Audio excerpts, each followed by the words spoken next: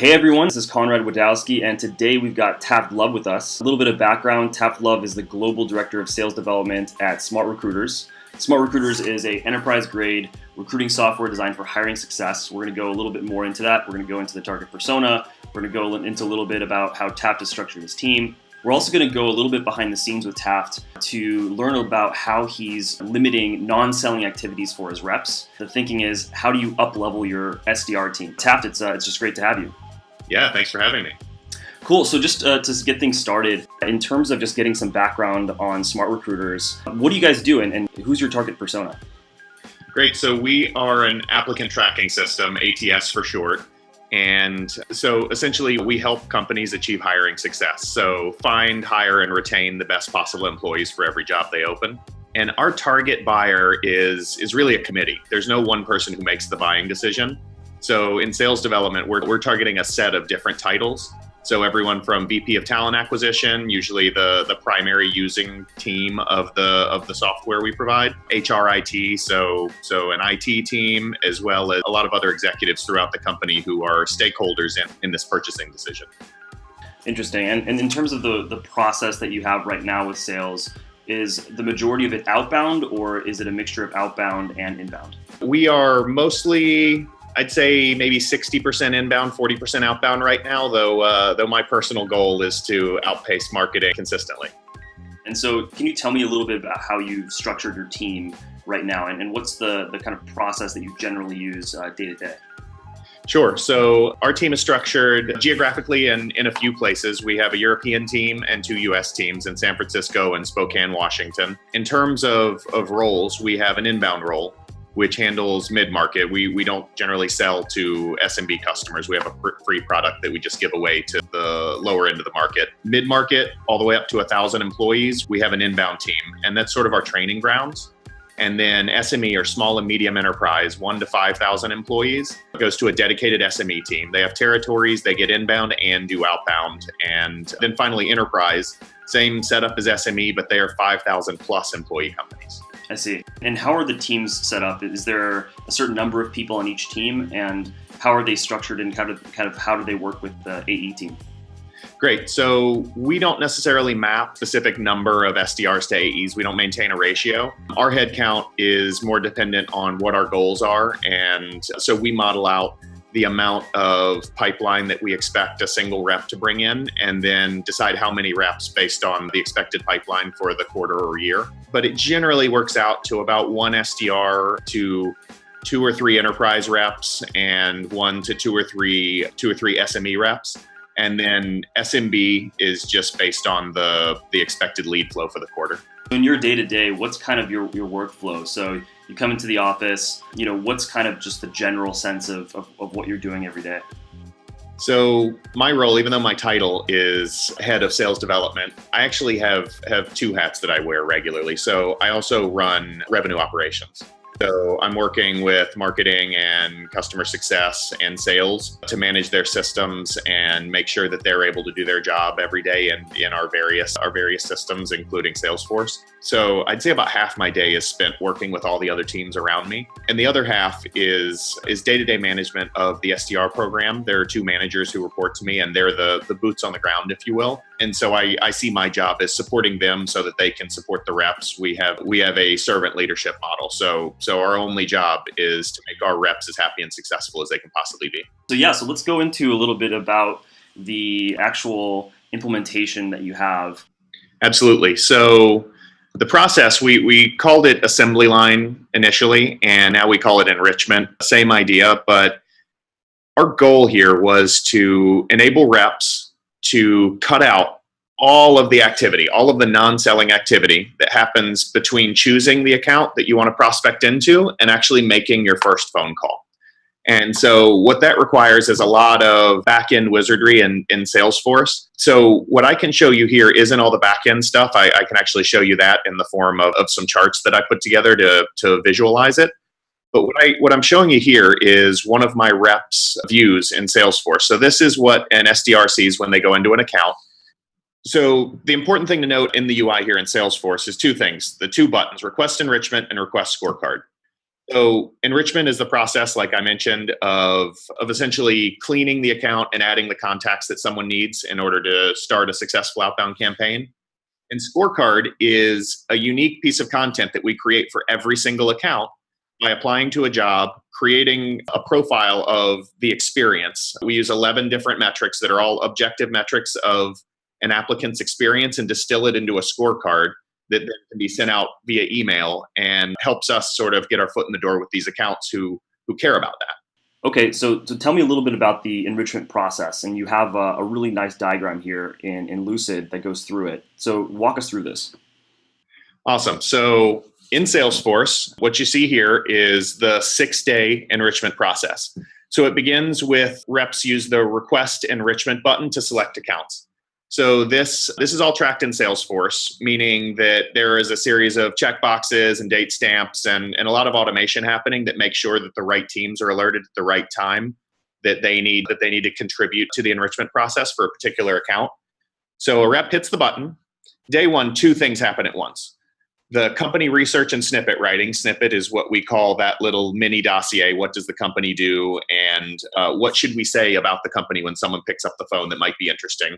They hired a new head of HR recently, or their contract with a competitor is coming to a close, things like that. At the same time, we do cleaning contacts and adding missing contacts. So every contact in the account is checked against LinkedIn and a few other sources to make sure they're still at the company. The email and phone are correct. We have the most up-to-date direct phone line, things like that. And add in any missing contacts. Out of the 6 profiles, we have titles that we search for people against. And so that takes a couple days. Around day 3, we actually add enrichment. We actually add additional data.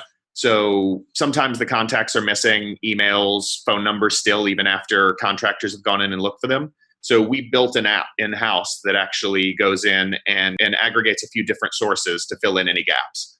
While sometimes you can't get it perfect, this makes sure that most of the gaps are filled. And then finally, contact customization. So when we're reaching out to companies, one of the things we decided is there are 2 types of contact customization. There's personalization that is something only an SDR can do, something that is an explanation of why they should talk to us, what value we can bring, and how we can actually help them hire better. And others are just little personalizations, like, hey, I saw we went to the same university, things like that that can be researched easily. These customizations are added outside of the SDR and saves them a lot of time. So it brings to the surface, hey, we went to the same university. We have an SDR who played college baseball. And so our researchers know, look for any college sports, any connection with this SDR that they can bring to the surface so that the SDR can make an even better outbound email without having to go do all that research himself. Once they're cleaned, we end up the last spot. It's a lightning bolt here because there's a lot of automation, and I'll show you some of that in just a minute, that happens once the entire process is complete. Very interesting. So just kind of walking through these different steps, the process of getting the contractors and, finding the right contractors. What's the way that you've structured that part of the org? Are these kind of external, contractors, in a different country? Are they based in the US? What's the way that you've set that up? Well, trial and error led us to our current state, which is we have some folks who are overseas. Most are actually in the US, and a lot are in our office now. We figured out that there was so much value here, and we liked having tight control over this process. So we built an intern team, eventually brought some of the interns on full time, and essentially have an SDR ops team now that handles a lot of this in-house, and they actually manage those overseas contractors, so I'm not doing it day to day.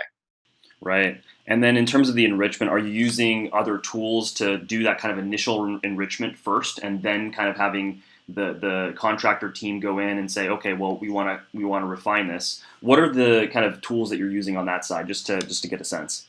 Sure. So for the cleaning, we do a lot of that manually. We haven't found a tool that we trust to do a lot of the initial cleaning. And some tools, we actually trust their data, but it's not structured in a way that makes it easy to do the cleaning.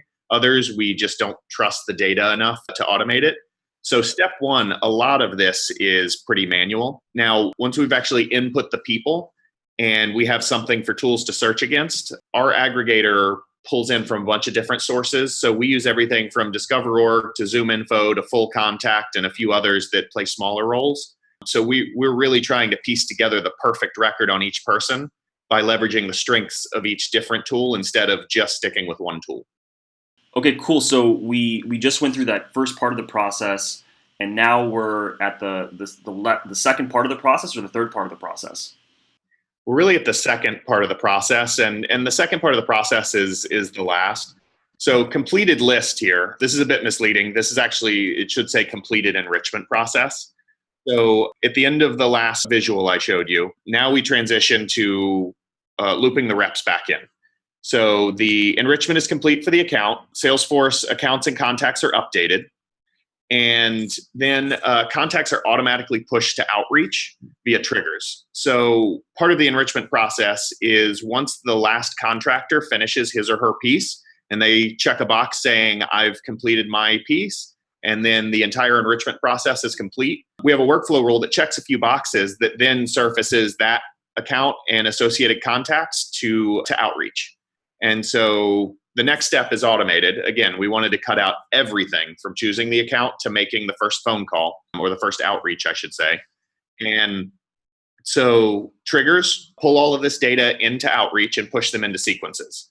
So activation is staggered here. And the reason for that is the last thing we want is all 6 people to get the same message, even though everyone's email is customized. We don't want all 6 people or 10 people in a company, 10 is our max, to get the exact same message at the exact same time. So we have built a staggering mechanism in Salesforce that spreads them out a couple days apart.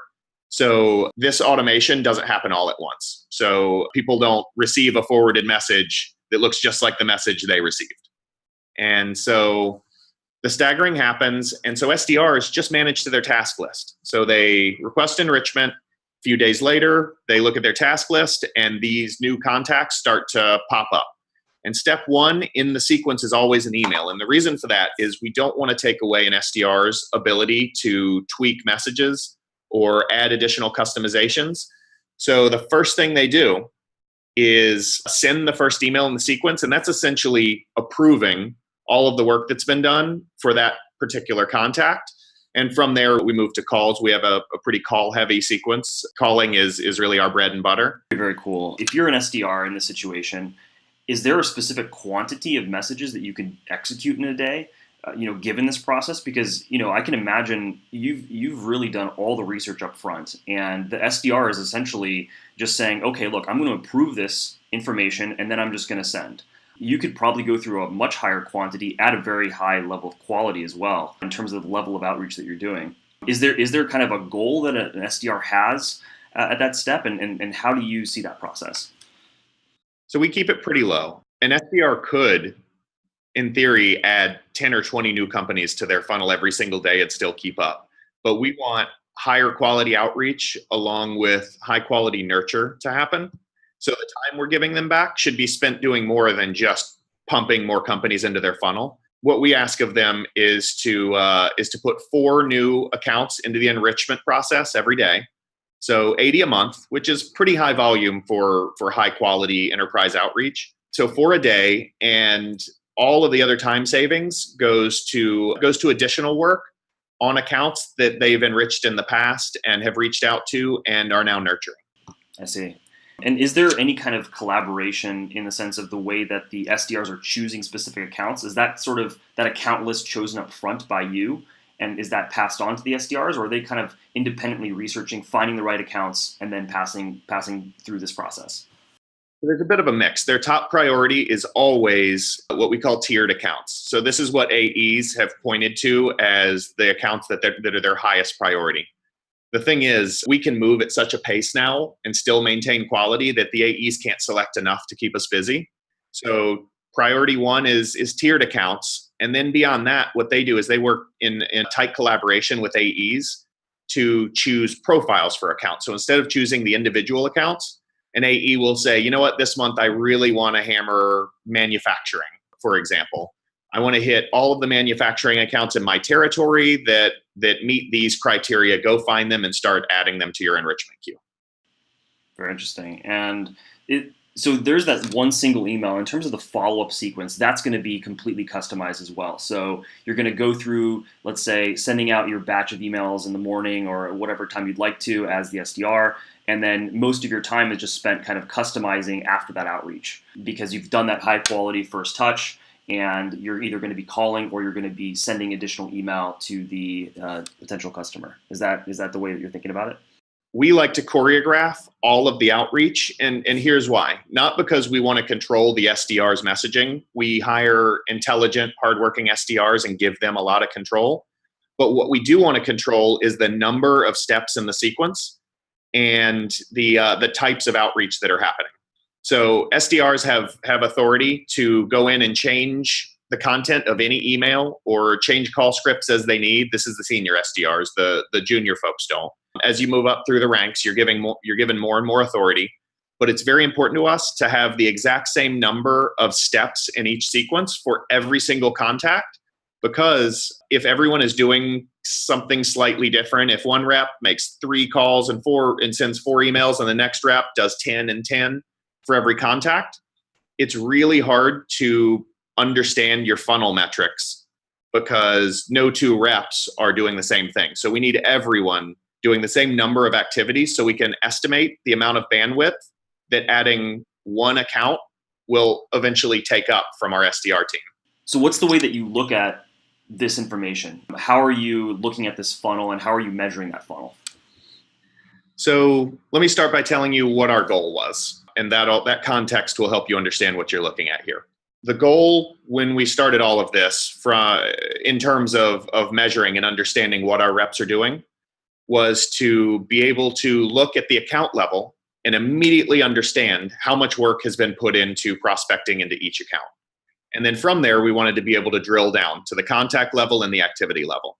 So what this graph shows is the roll-up of data from the activity record. So essentially, we mark each activity if it's an outbound email or an outbound call, and we have ways of filtering activities. And in a simple formula field, just tells us, 1 if it's an outbound email, 0 if it's not, 1 if it's an outbound call, 0 if it's not. And we use a thing called Roll-Up Helper. It's a really great tool, super simple, not terribly expensive, that helps objects in Salesforce communicate with each other. Salesforce is not good at telling you, hey, how many calls have we logged against this contact? You can see it in the little visual force view, the related record view is what it's called, but it's not good at storing that information in fields. So it's really hard to run reports and see like, hey, how many times have I called this person in the last 6 months? Roll-Up Helper allows you to roll that information from one record to another. So what we do is these dotted lines are essentially transfer of information using Roll-Up Helper from the activity record to the contact record. So this field, total outbound emails, will tell you how many times have we sent outbound emails to this contact. And same thing on the account record. Well, how many times have we sent outbound emails to all contacts associated with this account? Same for calls. When was the last time we made an outbound activity against this account? So how long has it been since we were prospecting into them? Total activities. So what's the total amount of effort we've put into this across emails and phone calls? And then we created this concept of activation.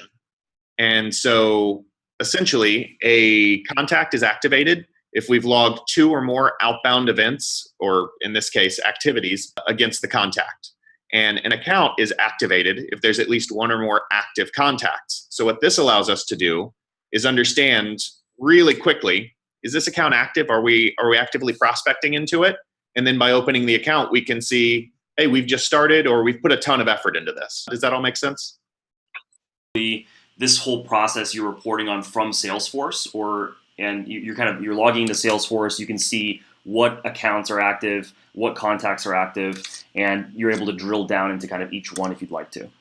And additionally, you can also go up a level, which is how many accounts did we put in our funnel? Because activation, another way of saying activation is it has entered our sales development funnel, which most companies, to be frank, don't track or really understand. It's why sales development leaders still talk about email response rates instead of number of activities required to get an opportunity. So we can pull a report that shows we put X number of accounts into our funnel last month. We got Y number of opportunities from it, and we got Z dollars of pipeline from that.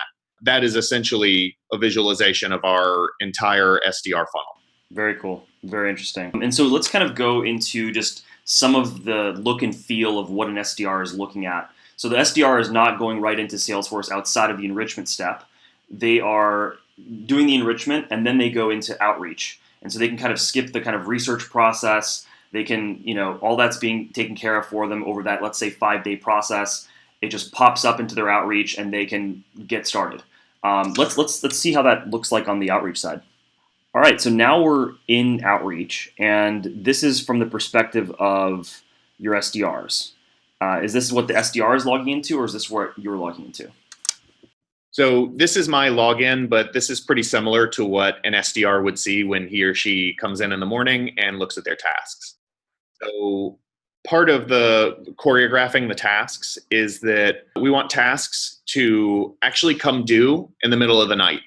The reason for that is outreach allows you to set up schedules so that tasks aren't actually due unless it's between the hours of, for example, 6 a.m. and 4 p.m., which is our business hours. So we want tasks to trigger in the middle of the night. So when an SDR comes in at 5:45 in the morning, as soon as the clock strikes 6, their queue fills up with tasks that are due right now. And so SDRs spend their morning clearing out tasks for the day. So these are examples of tasks across all teams. So this isn't what a single rep's queue would look like, but they'll come in, and high priority is always calls. Lower priority is emails. And generally our team does calling in the morning and midday, and then choosing accounts and sending off the first email that is, again, essentially the approval step for SDRs in the afternoon. And what was the way that you instrumented outreach so it fit well with Salesforce? So the high priority calls you had to instrument yourself, right? That's correct. So in a sequence, when you build one, and a sequence is outreach's term for a series of steps that choreograph outreach and then create tasks on a rep's behalf that they can complete, you can actually choose the priority within the sequences so that certain types of tasks or certain individual tasks show up at the top of a task queue at all times. So for example, calling is high priority for us, and then emails are generally normal or low priority. And while it doesn't do it in my screen because my screen is a manager screen, the reps would never see a normal priority near the top of the list. So it sort of helps them understand what should be done first. That makes sense. I'm curious to see how your manager screen looks like. So kind of you're seeing all this activity, you want to know what's happening. What's your workflow when you're going into something like outreach? So the way we've set it up, while I think a lot of SDR managers actually work out of outreach, I generally don't. What I've done is build a custom object that houses a lot of the data, because outreach has really great data, but Salesforce has a much more powerful reporting suite. There are very few pieces of software out there with as advanced a reporting suite as Salesforce. So I actually like to use Salesforce to manipulate the data. So all the things you're seeing here, I actually never look at these screens. All this data is pushed into Salesforce, and I just look at reports there that allow me deeper insights than essentially any email automation tool has today. And so in terms of other use cases that you have with outreach, and I'm just curious about the tool, what else do you use outreach for, and where do you see the value from your perspective? Sure. So outreach has a lot of horsepower that we're not currently utilizing. There are things we're sort of planning to work into our workflow, but we use outreach in two really big ways. And even without the other horsepower, it's proven to be really valuable for us. The first is what you've already seen: creating sequences, choreographing outreach, and managing tasks. That alone is incredibly valuable. And the other is we were actually able to get rid of a couple tools in favor of a new feature that Outreach created in the last year that is their calendar app. So Outreach allows you to view calendars and coordinate meetings across teams. So an SDR can access an AE's calendar and automate the creation of meetings using Outreach. And then as a manager, I can come in and check daily and see what meetings have been set for my team. or by my team rather, for the AE team, and understand what kind of traction we're getting across teams and what individual reps are doing. So I can scroll down and see how many meetings each rep has coming up in the next day, week, month, whatever filters I set. And so you talk about Salesforce and Outreach, and was it a custom build to integrate the two? What's the way that you set this up and integrated this in the first place? That's an awesome question. So it looks like a super powerful custom built integration, but actually we're using all native Outreach functionality here. So one of the things Outreach did really early that was super helpful and a big part of the reason that I first bought Outreach years ago was they have a very strong Salesforce integration. So what we can see here is in Salesforce, I can map any Salesforce field to an Outreach field and vice versa, which means that the two systems talk to each other across any object that I want. So for example, leads, I can come to the lead field mapping and map any two fields, decide whether it's bi-directional or one-directional, meaning, only info from Salesforce moves to Outreach and not vice versa. And what this allows us to do is create some really cool automation with triggers. So these triggers that I've built, and we have a ton, we leverage these really heavily. They can make sure that, for example, a new inbound lead is automatically synced with Outreach and dropped into a sequence based on the lead source or something like that. And likewise, I mentioned that there are checkboxes being checked in Salesforce once the enrichment process is complete. So this assembly line trigger is actually what we use to do exactly that. So we have triggers that say, they're actually very simple here. If a certain box is checked and another is not checked, here's what we want you to do. And then the trigger actions, drop them into a specific sequence and set the stage in Outreach to attempting to contact. This implementation is really sophisticated. To someone that's new coming into something like Outreach or one of these types of tools, what are the highest leverage points that you've noticed to implement first? And how do you think about that implementation approach? The first thing anyone who's new to Outreach needs to do is architect. Don't just start building, don't start playing with triggers and creating syncs and triggers. Actually architect what you want, and you don't even have to understand how it works. All you need to know is, even if it's create a document with bullet points. These are the things I want to happen. When a new lead comes in with lead source Facebook, I want the lead to go to the Facebook sequence that I've created. Things like that. So really basic stuff.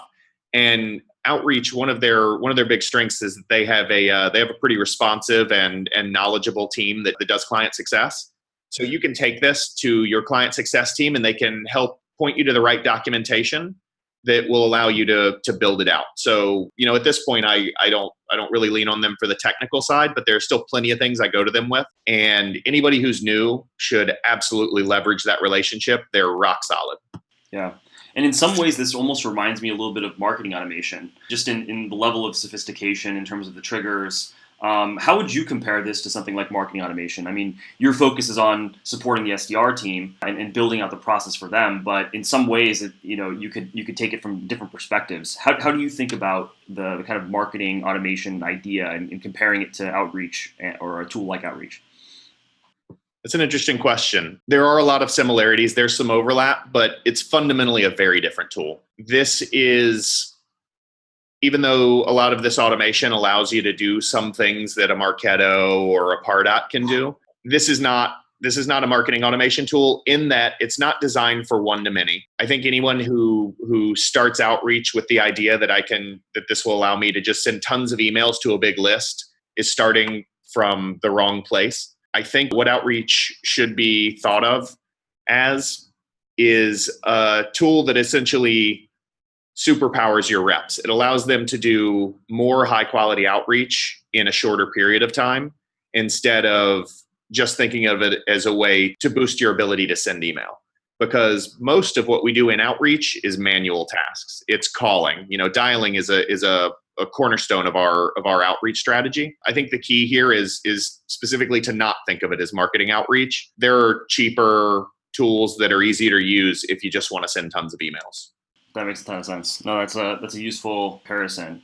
All right, so Taft, just kind of to wrap things up, we touched on Salesforce, we touched on Outreach, a lot of great stuff. in terms of just viewing the funnel, kind of coming in here as an executive and reporting to the team, what's the way that this is presented? So you mentioned that it was in Salesforce. Can you walk us through some of the funnel metrics that all of this stuff wraps into?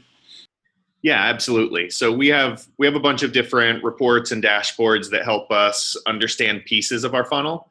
But at the highest level, I just want to know, how many opportunities do I get on average if I drop 100 or 1,000 accounts into our funnel? So this is the dashboard that does exactly that.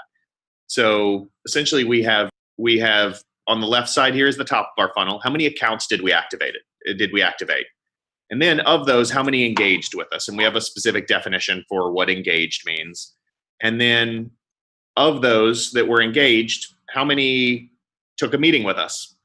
And then finally, how many outbound ops landed in our pipeline? And so this is how we sort of understand at the highest level how our outbound is going and what our funnel is spitting out at the bottom. And of course, the bottom of our funnel is the top of the AE funnel. So this helps us understand much better than I think most SDR teams, the actual value of a day of an SDR's work or an account, all of the things that are hard to reconcile when you don't have a clean system. Awesome. So I think this wraps up some of the conversation here. Learned a ton here, Taft. Thanks so much for being on the show. And if someone wants to follow up with you, what would be the best way to do that? LinkedIn, Taft Love. There aren't too many of us. Feel free to reach out to me on LinkedIn. I get a lot of requests every day. So just mention something about seeing me on advice, and I'm happy to help out in any way I can. Awesome. All right. Thanks so much, Taft. Thank you.